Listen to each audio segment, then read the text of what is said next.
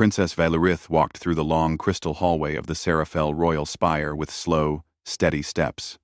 Her silver-blue gown brushed the smooth floor like a soft wave, and the bright light from the floating lamps above made her scales glow faintly. Everyone who saw her bowed deeply, but she barely noticed. Her mind was too full, too tight, like a knot she could not untie. She knew what the council wanted. They had repeated it in every meeting for weeks. Her empire needed unity. Her people needed a symbol. A political marriage would calm the factions, strengthen the military, and convince all systems that the Dominion was stable again. That was what they said, over and over, as if her thoughts or her feelings did not matter. As if her life was not her own. Valorith was royalty, yes, and the future ruler of trillions. But she was still a person. She still had a heart, and that heart felt heavy today. She stopped near a tall, clear window that looked out over the shining capital city. The towers below reached upward like glass trees, and thousands of lights drifted through the air, ships, drones, travelers. It was beautiful. But she did not feel calm. The view only reminded her of the huge responsibility on her shoulders. A soft chime echoed behind her. Her advisor, Elder Sarthian, approached with slow, respectful steps. His long robe shimmered with pale green threads, the color of patience. His face carried the gentle expression of someone who had served many rulers before her. "Princess," he said, bowing his head, "it is almost time. The delegation will arrive soon." Valorith kept her eyes on the city. "I know. You must greet them." "I know." Sarthian hesitated. "This marriage alliance is important." "The general." She lifted her hand to stop him. "Please, do not say his name. Not right now." Sarthian lowered his eyes. "Forgive me." Valorith took a breath and finally looked away from the window. She wished she felt stronger. She wished she felt like the leader everyone expected her to be. But inside, her mind was a storm. She did not trust the general. She did not like the way he spoke to her, as if she were something he would soon own. She did not believe he wanted to help the Dominion. She believed he wanted power, and she feared her people would pay the price for it. Yet her council insisted. Their pressure grew every day. They said she must accept. She must comply. She must perform her royal duty. She hated that word must. The only small comfort she had was the arrival of the Terran Union. The humans had agreed to act as neutral observers during the negotiation. Their presence was unusual. Their species was young, new to the galactic stage, but they had already surprised many older civilizations with their bold diplomacy and strange creativity. Valorith did not know much about them, but she hoped they would bring a little balance to the meeting. She wished she could delay the moment forever, but time always moved forward. Sarthian guided her to the welcoming hall, a wide and elegant space with light walls and quiet music playing from unseen instruments. Guards stood perfectly still along the curved walls, their armor shining. Several representatives from Dominion factions were already present, including the general. Valorith saw him immediately. His tall figure, dressed in heavy ceremonial armor, stood near the entrance like a dark pillar. His sharp eyes followed her as she entered, and she felt a chill in her chest. She kept her face perfectly calm, but she did not move toward him. She refused to give him that satisfaction. A sudden vibration in the air announced the arrival of the delegation ship outside the hall. A soft hum grew for a moment, and then faded. The doors slowly opened. Valorith expected someone intimidating. Humans were known for their loud energy, their unpredictable behavior, and their brave, sometimes foolish confidence. She imagined someone aggressive or overly proud, but when the human representative walked in, she froze. He was not what she expected, not even close. Commander Elias Ward stepped into the hall without any weapon, without armor, and without fear. His uniform was simple and neat, with small patches showing his rank and the emblem of the Terran Union.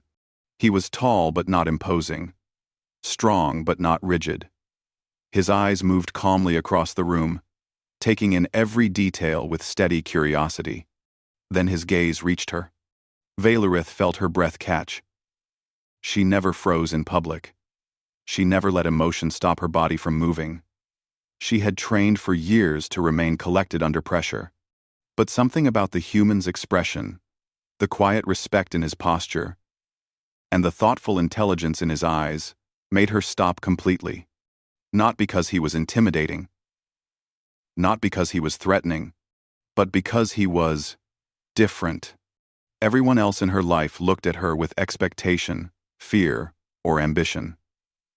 They saw a ruler, a symbol, a tool for political gain. But Elias looked at her like she was simply a person standing before him. A person he wanted to understand. He bowed not too deep, not too formal, just enough to show acknowledgement without pretending submission. "Princess Valerith," he said in clear, gentle English.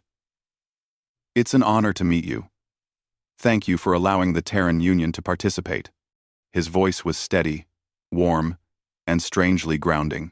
For a moment, she forgot the hall was full of people. She forgot the general watching her with cold amusement. She forgot the pressure of the council and the heavy weight of her future.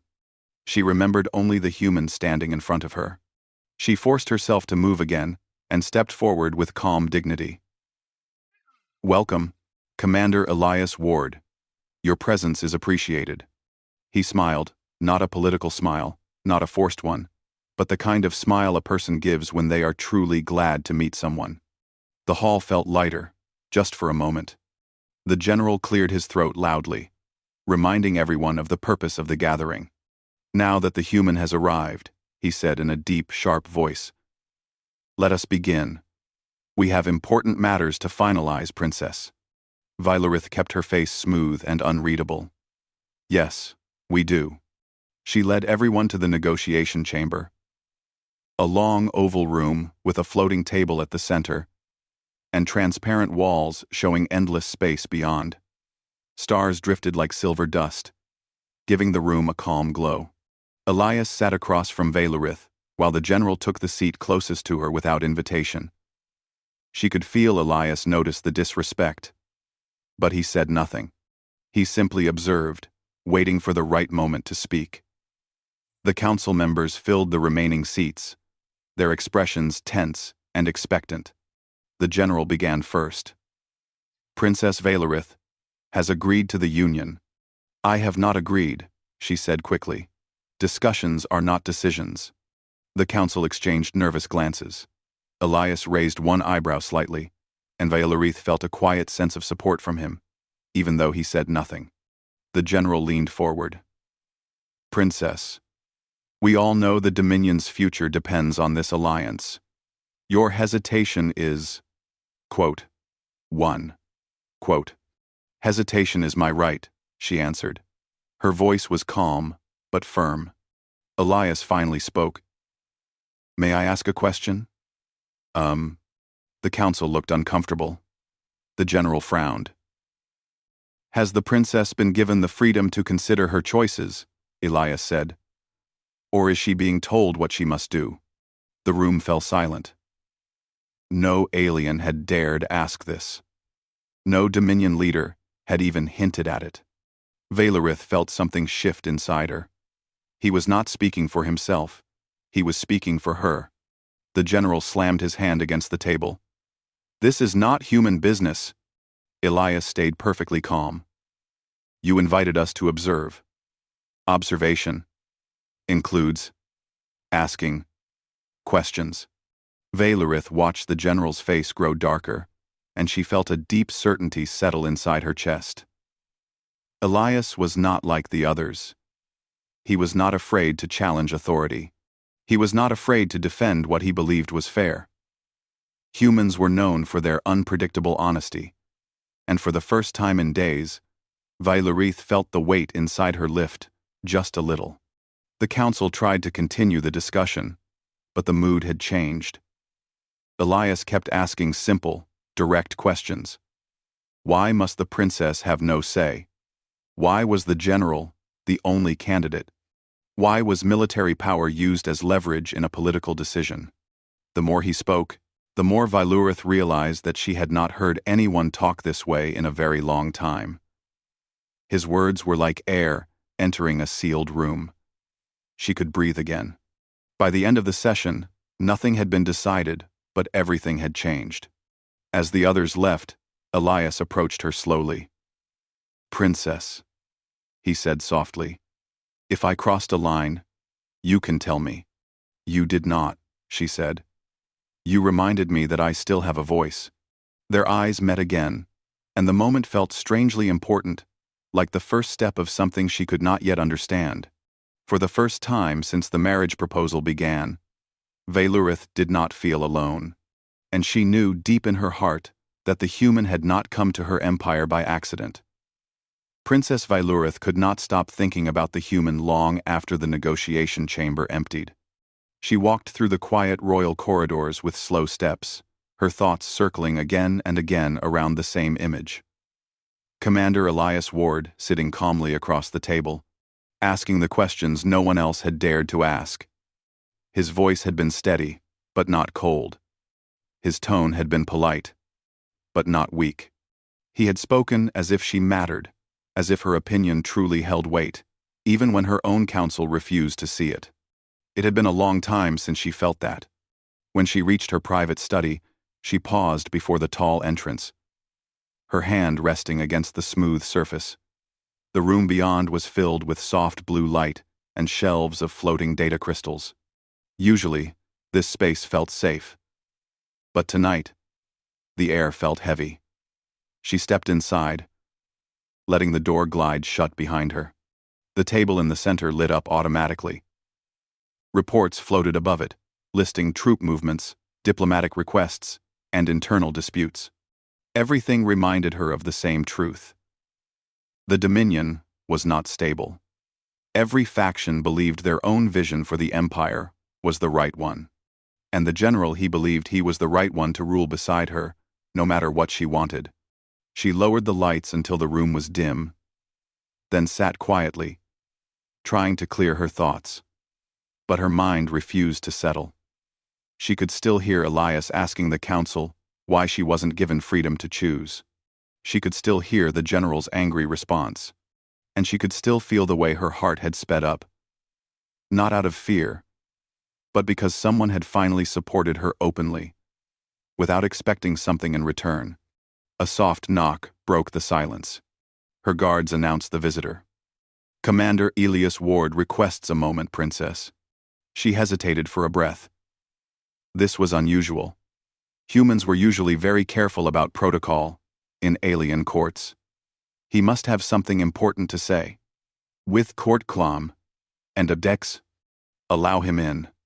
The door opened, and Elias entered with a calm, respectful step. His hands were clasped behind his back, and his face carried a gentle seriousness that did not feel heavy. "Princess," he said quietly, "if this is a bad time, I can return later." "It is fine," she said. "Please, sit." He sat across from her at the floating table. The soft light from the shelves reflected on his uniform, giving him a faint glow. She found herself studying him, his posture relaxed but attentive, his eyes thoughtful, his expression open in a way that made it easy to speak. "I wanted to apologize," Elias said. "I know I spoke boldly earlier. I did not mean to make things difficult for you." "You did not make them difficult," she said. "You only revealed what is already difficult." Elias nodded once. "Still, if I stepped over any line—" "You did not," she interrupted gently. "You reminded me that I am still allowed to think." She paused. "You also made the general very angry." Elias let out a small breath that could have been the beginning of a laugh. "I did notice." She almost smiled. "Almost." He shifted slightly.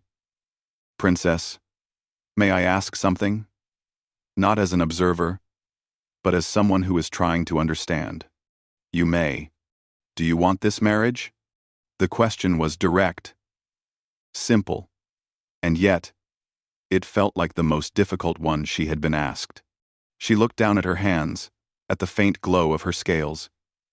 No, she said. I do not. Then why must you consider it? He asked. Because the Dominion expects loyalty. My role is to hold the Empire together. My council believes this alliance is the only way. Elias frowned slightly. Because the general has power? He controls the strongest fleet. If I refuse him, his supporters may split away. And if factions begin fighting among themselves. She shook her head softly. Our enemies will take advantage. Then they're not allies, he said. They're threats. Disguised as supporters. Valerith looked at him, surprised. That is a very human way to see it. Maybe, Elias said. But sometimes, the simple truth is still the truth. Before she could respond, the lights flickered faintly, a small, almost unnoticeable change. But she caught it. Elias saw it too. Is that normal? He asked. No, she said slowly. Something is wrong. A moment later, the door opened again, not with a knock this time, but with urgency. Elder Sarthian rushed inside, breathing hard. Princess, forgive me for interrupting. The council has requested an emergency meeting. There has been an incident. Valerith stood immediately. What happened? There was an attempt to breach the communication tower. Someone tried to access your private channels. The guards stopped them, but they escaped before they could be identified. Elias straightened. Do you suspect outside forces? Sarthian hesitated. His eyes flicked toward Valerith. It may be internal, which meant it could be related to the marriage, or the general. We will go to the council chamber, Valerith said. Elias bowed. With your permission, I will accompany you. She met his eyes. She knew humans were not obligated to join internal proceedings, but she also knew he would understand more than most. And she trusted him, more than she expected. You may join us, she said. I would appreciate it. The walk to the council chamber was tense. Guards marched ahead, scanning every path. The floating lights seemed dimmer, as if the palace itself sensed trouble. When they reached the chamber, several council members were already arguing loudly. The moment the princess entered, everyone fell into silence. The general stood at the center, his expression dark. Princess, he said, voice smooth but edged. Someone has attempted to compromise your communications. This is what happens when too many outside forces are invited into our affairs. Elias remained quiet, but the general's gaze slid toward him with cold accusation. Valerith stepped forward. Explain what was taken. A file, one counselor said. A record of your earlier negotiations. Only one file? She asked. It appears so, Sarthian said. The intruder knew exactly what to target. Elias spoke carefully. Is it something that could harm her position? Valerith answered before anyone else could. It contains predictions, scenarios of what might happen if the marriage proceeds, or if it does not. Valerith, end quote. The general stepped closer. Then, we must act quickly. If someone wishes to sabotage the Union, we should finalize it now before more damage is done. Elias looked mildly surprised by the speed of his suggestion. Valerith felt a cold knot in her stomach. The general was pushing harder than ever, too quickly, too confidently, almost as if he expected this moment. She took a slow breath. I will not rush a decision because someone wishes to pressure me. Princess, the general said smoothly. I only wish to protect the Dominion. Princess, by forcing a choice? Elias asked quietly. The general turned sharply. This is Dominion business, human. Elias held his gaze calmly. I understand that, but forcing the princess into anything will not stabilize your empire. The council murmured uncomfortably. Valerith felt the tension rising like thick fog. Before the argument could deepen, Sarthian spoke. Princess, perhaps we should postpone the marriage discussion until we understand who attempted the breach. Yes, Valerith said immediately. We cannot decide anything until we know the truth. The general opened his mouth to protest, but the council agreed with her. He was outnumbered. At least for now. The meeting ended quickly, leaving an uneasy quiet in the hall. Valerith walked out with Elias beside her. Her mind was racing not with fear, but with realization. Someone wanted her choices limited. Someone wanted control over her future, and the general's eagerness only made her question him more. Elias walked silently beside her until they reached an empty balcony, where stars shimmered beyond the transparent railing. Princess, he said softly, I do not believe that breach was random. Neither do I. It may be connected to the general, he said, or someone who supports him. She turned to him.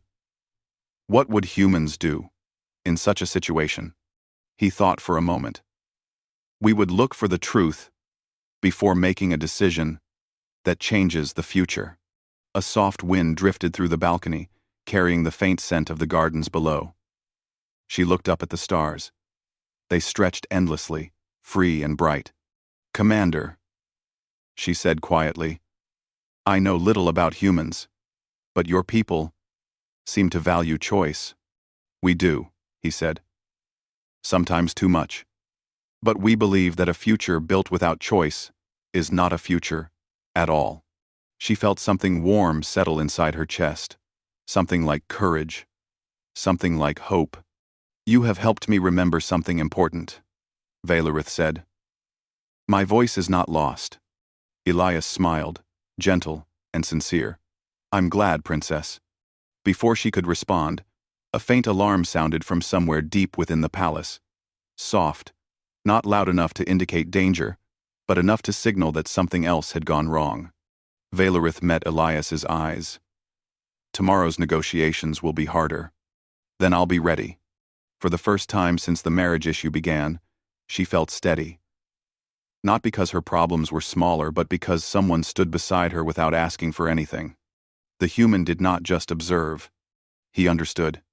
And that changed everything. Princess Valerith barely slept the night after the strange alarm echoed through the palace.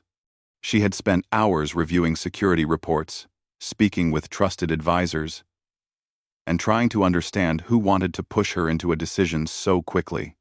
But every answer led to more questions, and every theory pointed to the same uncomfortable truth.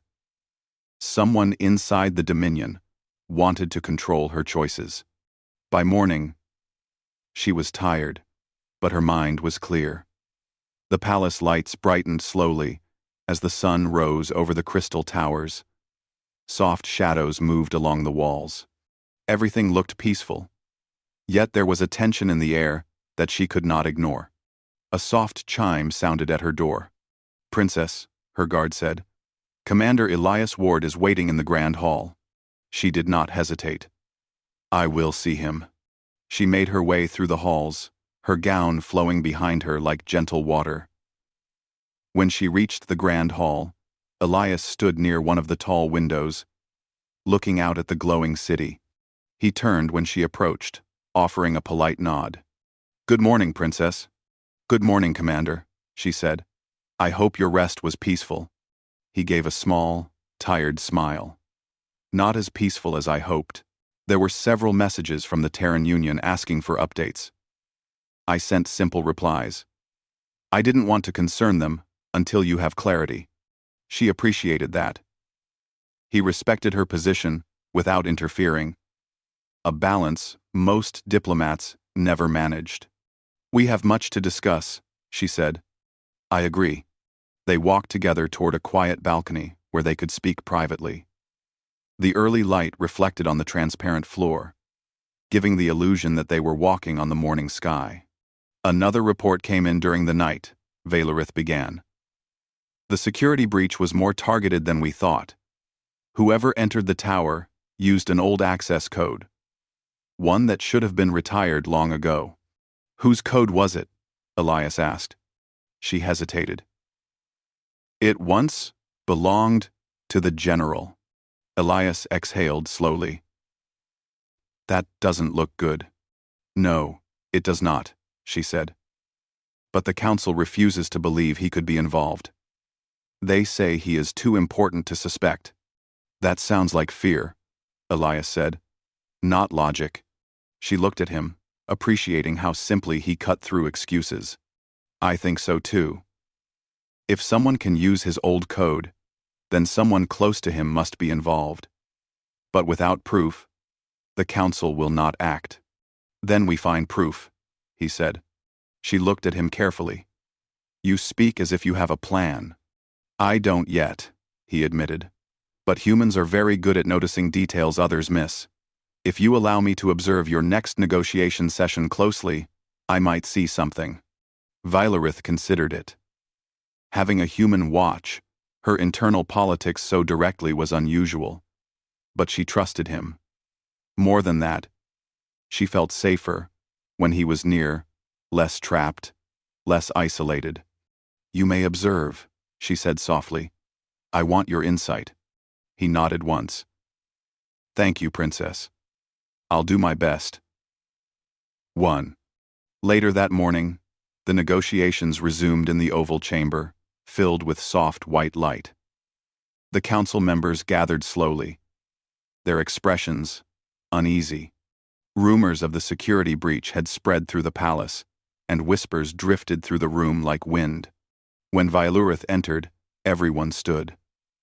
Elias took his usual seat across from her, his posture relaxed but alert. The general arrived last, walking with confident steps, as if nothing unusual had happened. Princess, he said, bowing slightly. I trust you are well. I am, she said calmly. And you? Ready to continue our discussion, he answered smoothly.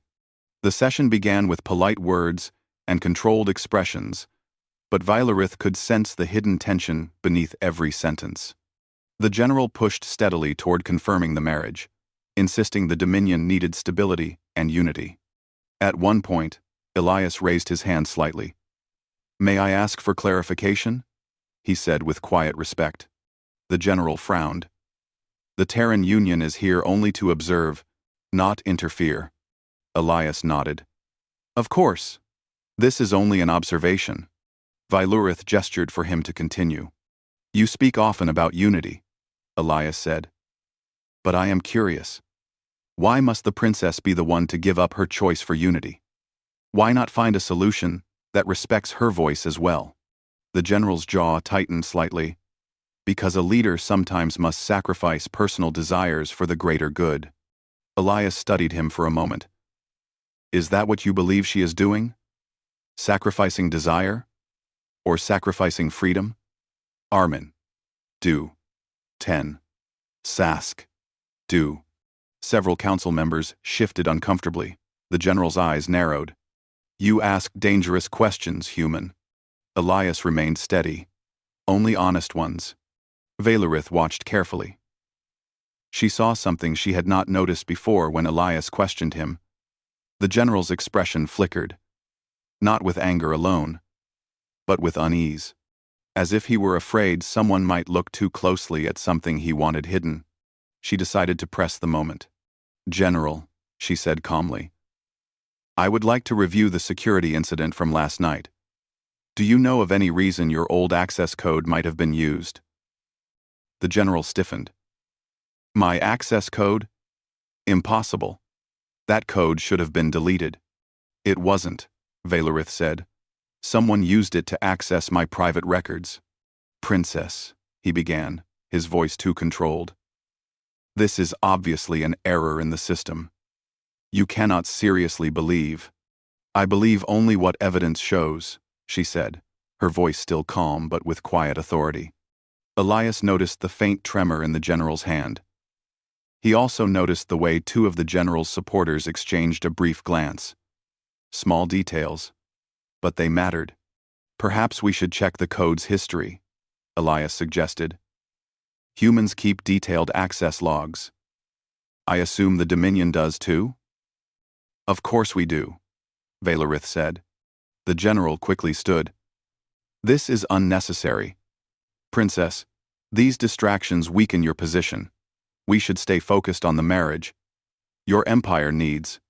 My empire, she said gently, needs truth more than anything else. Silence filled the chamber. Even the floating lights seemed to dim for a moment. She looked around the table. We will examine the code logs. Until then, today's negotiation is postponed. Before the general could protest, she rose. Elias rose with her. The guards stepped forward immediately, forming a protective path as she exited the room. Outside, in the quiet hall, Valerith stopped and took a soft breath. Elias stayed beside her, giving her space but remaining close enough to show support. You were right, she said finally. There is something wrong. There is, Elias agreed. But you're facing it. That matters. She looked up at him, her eyes thoughtful. Your presence changed the room today. The general was careful when you spoke. Humans have that effect sometimes, Elias said lightly. We don't fit the expectations. She let out a small breath, almost a laugh. No, you do not. They walked slowly toward the strategy hall where the code logs were stored. When they arrived, the technicians prepared the holographic records. Lines of glowing text filled the air.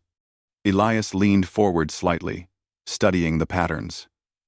His eyes moved quickly, scanning for inconsistencies. Valerith watched him work, amazed at how focused he became when searching for details. There, he said suddenly.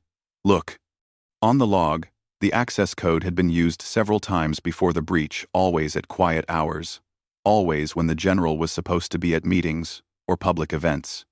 Valerith felt a chill, not of fear, but of realization. Someone close to him used the code to gather information, and they used it last night to push you into a rushed decision today, Elias finished.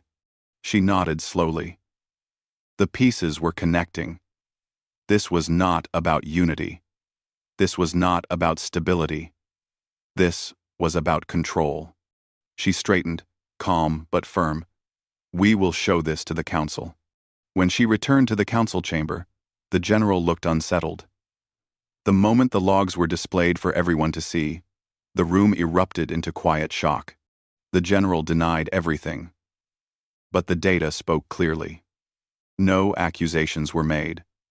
But the council agreed unanimously that the marriage discussion must pause until a full investigation was completed.